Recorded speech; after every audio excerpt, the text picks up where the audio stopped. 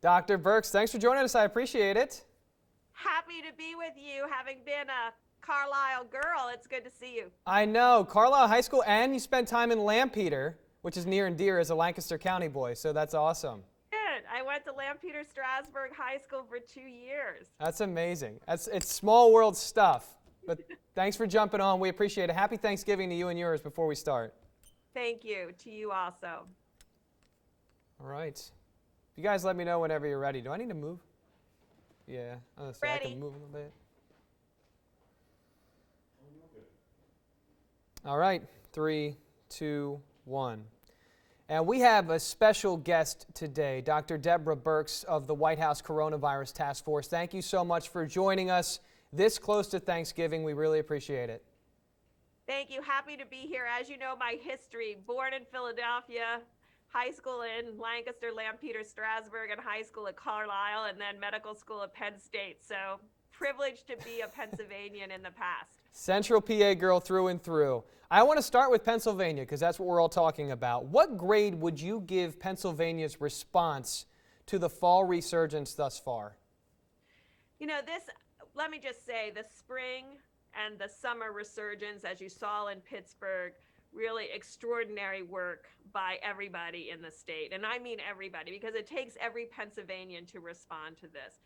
This fall surge came quicker. I want to just be very clear. The spread is faster, it's higher, it's broader, and it's longer than we had experienced before. And so now is the moment for everybody within the state to increase their mitigation on the personal level.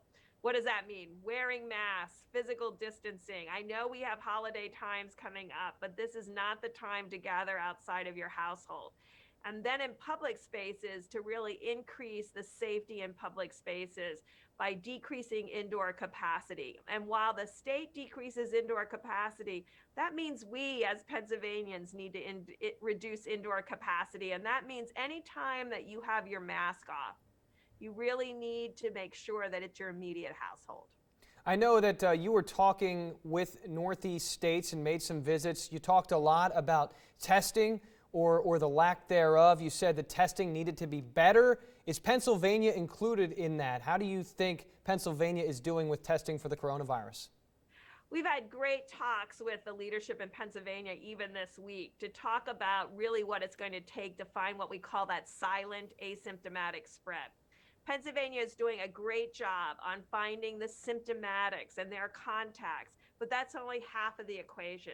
The other half of the equation is proactive testing in what we call specific cohorts of people, whether it's community college students or every single person who works in a hospital, as well as your nursing home staff, and then triangulating, understanding where they came from, and then getting into those communities where you see cases, particularly asymptomatic cases, and really expanding testing. So we've done a great job on symptomatics. We have to really do a much better job on finding asymptomatics. And we've talked to many people across the state. I know Philadelphia area right now is going to start testing of high school teachers and K through 12 teachers, so we can start finding, they don't know they're infected. They're getting infected in the community. We find that most of the school infections are community acquired. And so we really have to find this, what we call silent asymptomatic spread, before we start seeing people getting admitted to hospitals. Yeah, I've been laser focused on this week because it's my opinion that Pennsylvania hasn't done enough with asymptomatic testing, and there's certain reasons that they cited for why we're not doing it, but I think maybe some other states are doing it better or well, doing asymptomatic testing well. In Maryland, they're encouraging all Marylanders to get a test. Do you think that there's a state that Pennsylvania could model that you feel like is doing it well or doing it better? Well, what we really, I'll be honest, who's done this great? Universities who made testing mandatory and at least weekly. They were able to stop community spread.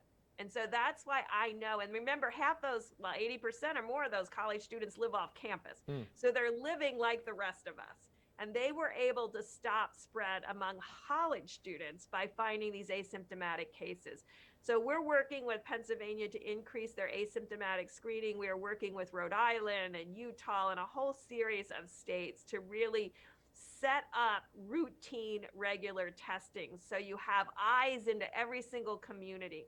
And when you see cases start to increase in those what we call sentinel populations, whether it's teachers or hospital personnel, then you go into those communities, as you're talking about Maryland doing, and really expanding testing on the ground in that community.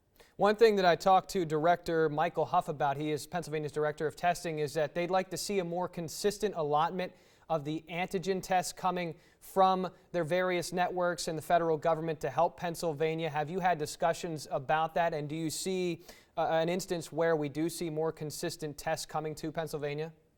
Yeah, I think that's absolutely key, and I talked to your leadership about that this week, and I just want to make it clear they have raised that to me and their need for consistent antigen testing, and we are working on doing that just across the country, but thank you to Pennsylvania for raising that alert.